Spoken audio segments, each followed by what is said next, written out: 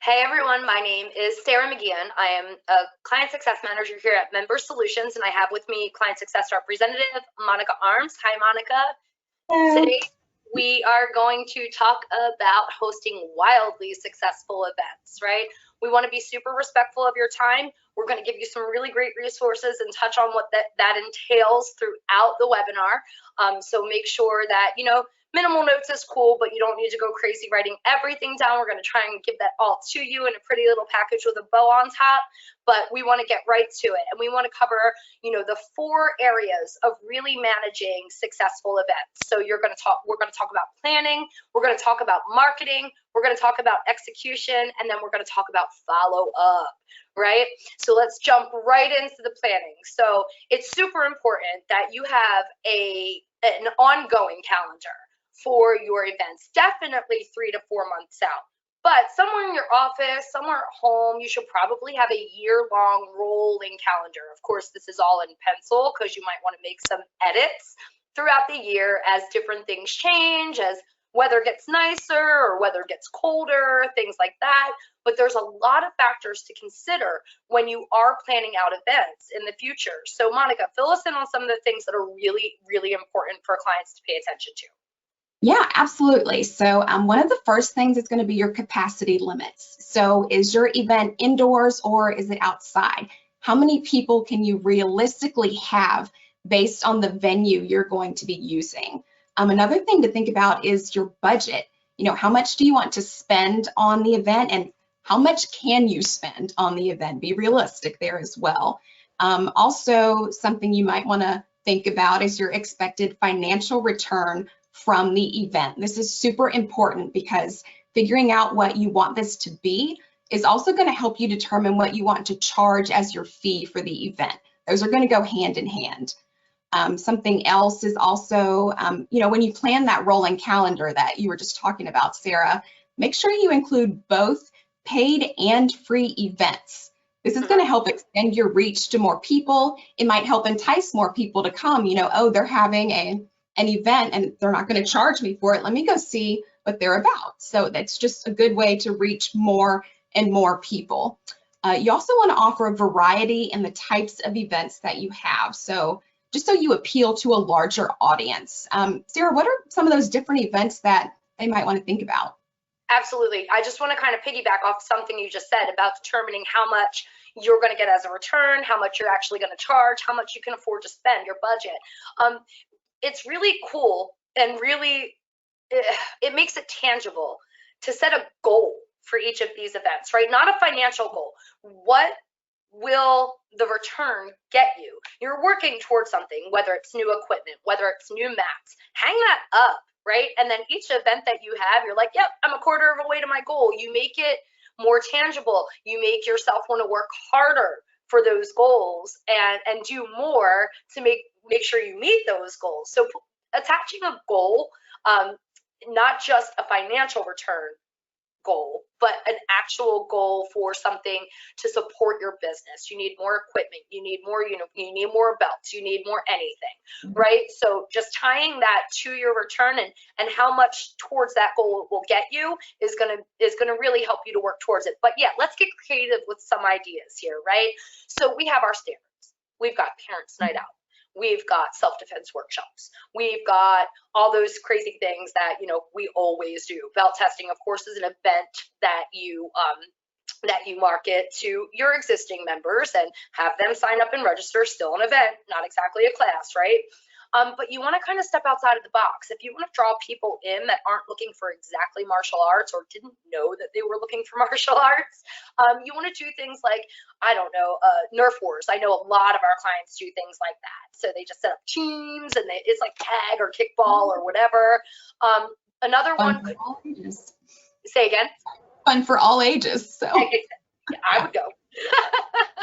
But also another cool idea that we saw before is like an obstacle course Olympics. So you get teams and you make these like field day. Does anyone remember field day from being in elementary school, right? I was a red. So you want to, do things that are really going to appeal to people and your members, especially kids, are going to go back to their friends and be like, yo, we're having a field day at my school. Like, so they're going to pump up the energy for you. Another cool thing, I know that a lot of you probably know that escape rooms are really making a big splash right now. This is a really cool thing. You can make up your own, but I found on Amazon, and we did this at home with my family, on Amazon, these $20 to $25 one-time use kits where it gives you all of the clues and the times and and you can make it as long as you want. It really comes down to how long you're willing to spend on each clue. So if you set a time limit for how long they have, and of course there are clue cards that will help walk them through if they can't figure it out by themselves, but creating your own escape room at your facility and having maybe 4 teams do 4 different ones, and celebrating the winner and all that good stuff, it'll really create a camaraderie. They're working together for to get the answers and win this cool thing. So these are some really neat things that you can do. You can also go to group events. So reach out to your local bowling alley, reach out to a skating rink, right? Anything you have to add? Yeah, absolutely. So going with those group events, something you could also do is organize a community event. One great idea is a 5K. Let me tell you, there are runners out there where if you offer a 5K, they will come. So that's going to open it up to so many more people you may not have reached before that will come and learn about your business and get out in the community with you. Another thing would be to do like a park cleanup. So get a team together with your school, have them put on team shirts with your logos on them, and go out into the community and do that park cleanup. People who don't know who you are might walk by and be looking at the shirts and say, oh, this group is out here helping the community. What are they about? They might look up your school. They might, come ask you questions. It's a good way to kind of promote your business as well. You can set up a refreshment table and have information about it right there. So when they come and ask you, oh, here, take a look at this. Let us know what you think. You can invite non-members to come and join you for that. And if they do come, you can offer a coupon for a free class, a discounted trial, anything like that to kind of bring them in a little further. And then going with these events, it's also a good idea to maybe have a portion of the proceeds to benefit a local nonprofit. So I know if I see that, my registration fee is going to go towards typically for me, it's going to be the animal shelter or a local rescue, I am much more likely to sign up for that event just because of that. To me, it helps associate your business with being one that cares about your community. You care about helping and you care about giving back. So frankly, I'm more inclined to sign up if you're going to do that. So right. I think many other people are as well. Sarah, do you have maybe any other tips around partnering with these nonprofits or even other businesses? Yeah, so it's not something that you should just reach out to nonprofits and be like, hey, I'm doing an event and we were wondering. Now, that's always a cool thing to do, right? And maybe that's a good starting point. You know what I mean? Hey, we were looking into some local nonprofits and we'd really love to donate to, you guys based on X, Y, and Z. But these are things that you kind of want to, throughout the year on that 12-month rolling calendar, make it a thing that, you work with one a month. Donate at least $25 to a different organization. That's my personal thing. Take that same kind of concept on whatever timeline you want and make sure you're working with these different nonprofits and associating yourself with them so that when you do host events that benefit them, they will be sharing that event with their followers, and you in turn can share information about their organization with your followers, so it's mutually beneficial. But if you're creating these relationships, basically when they see any event, they're likely going to share it. Hey, remember that guy from this school that, donated X amount of money to us? Well, he's doing another free event, or he's doing a paid event to benefit this other local nonprofit. And now you've got this community of nonprofits, businesses, whatever it might be, kind of sharing followers, and it's really going to extend your reach. You may need to work with get different equipment for these different types of events, right? So you might host a member appreciation barbecue. You might want to rent a bounce house. So you might go to the party rental place and say, hey, look, I'm putting this on. I was wondering if maybe we could work out a deal, right? I was wondering if, if I rent this bounce house, maybe you can give me a little bit of a discount. I will include information or coupons about your business in the, on the table that I'm offering, or blah, blah, blah. Maybe you have a certain special you can offer to the people who come.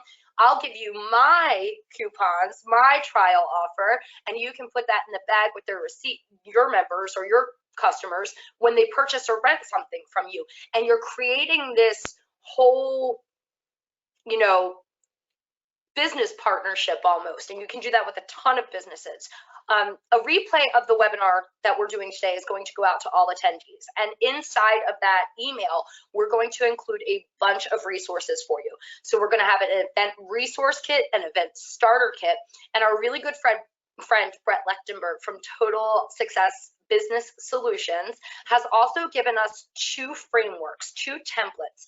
One is going to be your 12-month calendar with step-by-step different details that you'll need on the more broad range. And the other one is going to be an individual event checklist. It's like 19 steps. I know that sounds a little excessive, but it's not.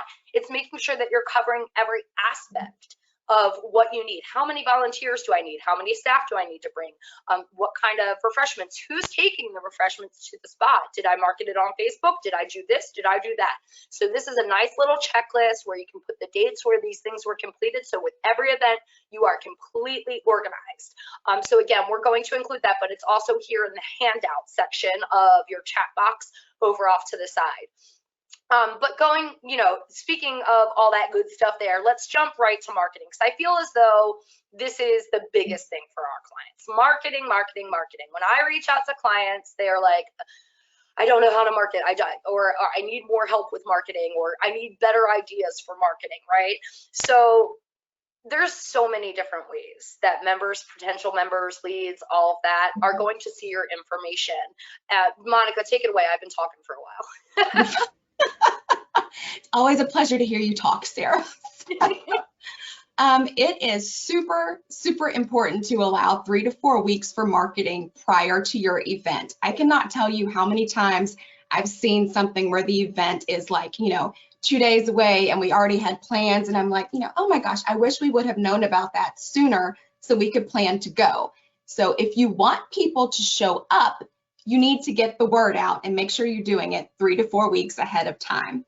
The ways that you could do that would be to start with building your event manager registration form. That's going to take you less than 20 minutes, super, super easy. And then just post that link on your social media platforms. It's maybe use an eye-catching picture to go with it so it draws the eye to that link. What you also want to do is embed your list of events on your website. So this is going to be great because it will show your upcoming events that you've created.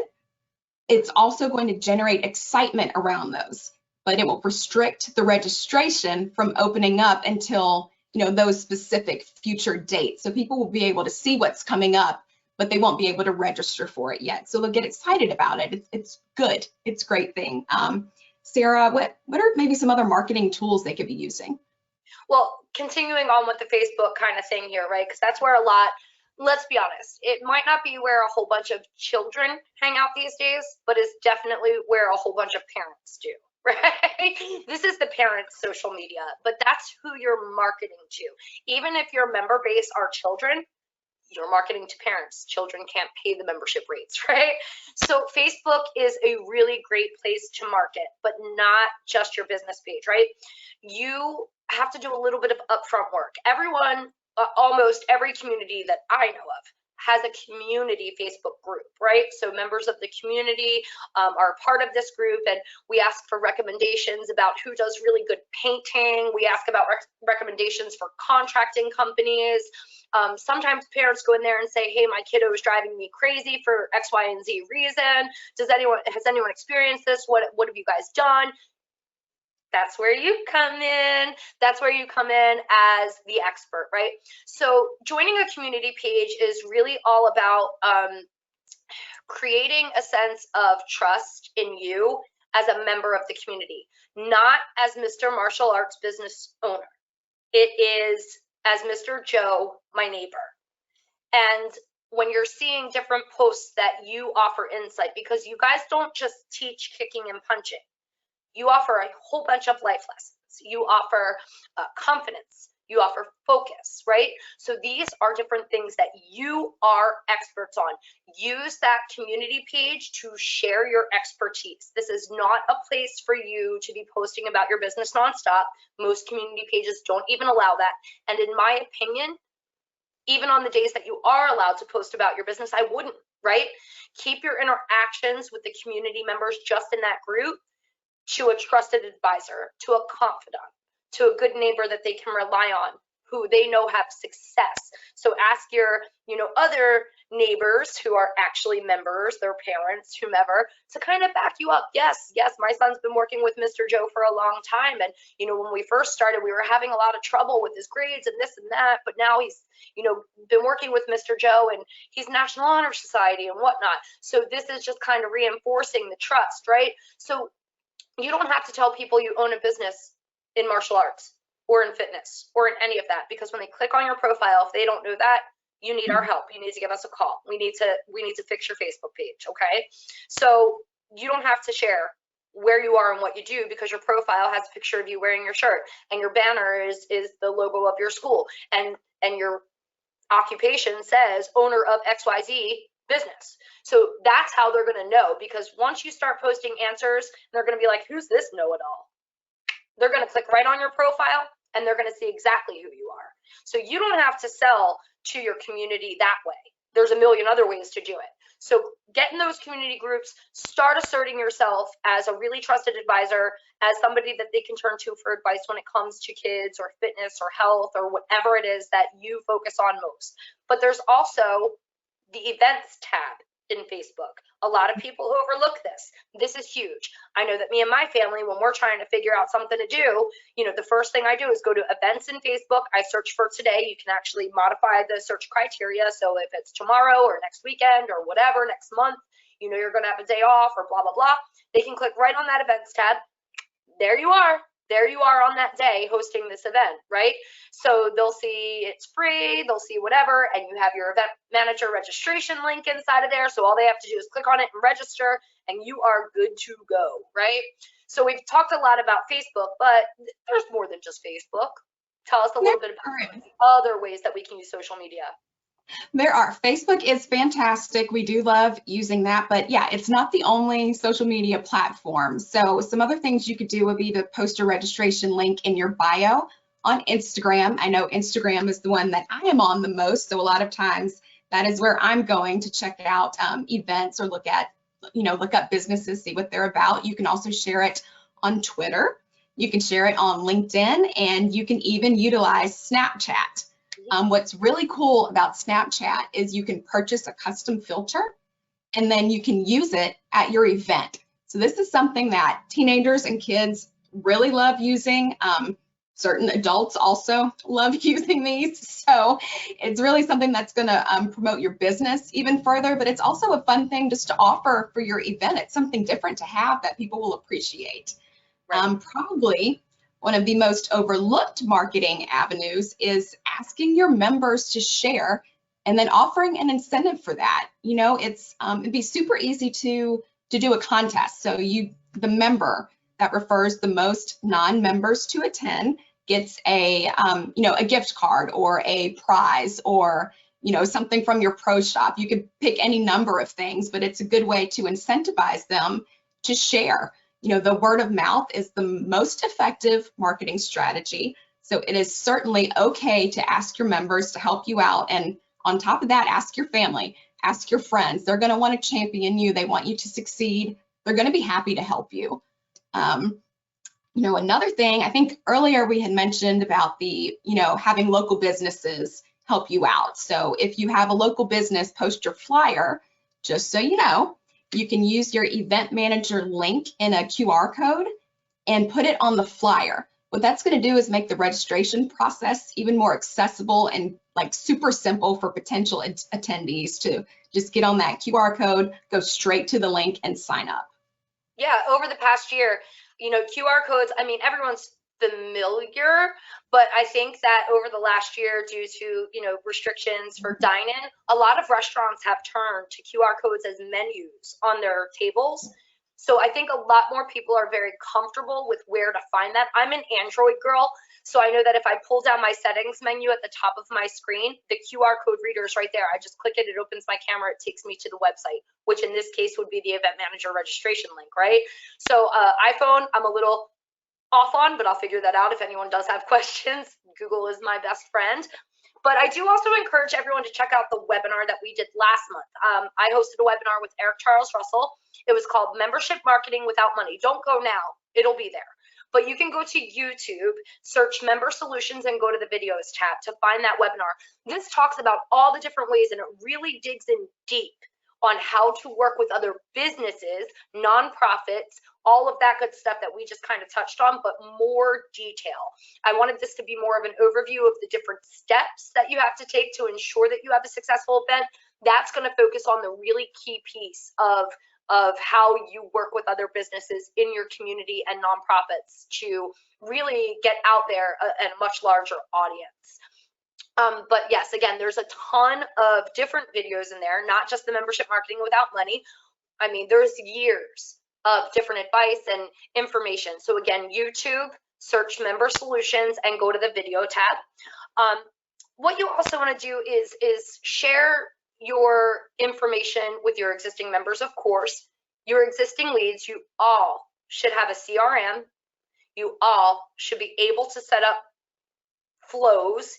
This will be a series of automatic actions. So immediately send email 1. 2 days later, send a text message. 2 days after that, send email 2. You should have the ability to create flows, assign flows, and have them happen with hardly a thought on your behalf. Your initial setup of that flow, it should be a pretty generic framework that you can modify details for each individual event. And then for each event, all you have to do is go in and change those details. You don't have to reinvent the wheel every single time. If you need more assistance with marketing strategy, I know this is always the point that our clients go to, right?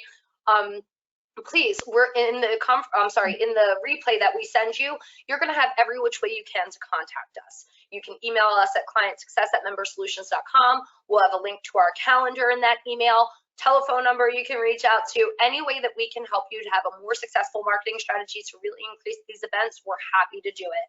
But I'd love to get to the execution, Monica, and this is your strong point.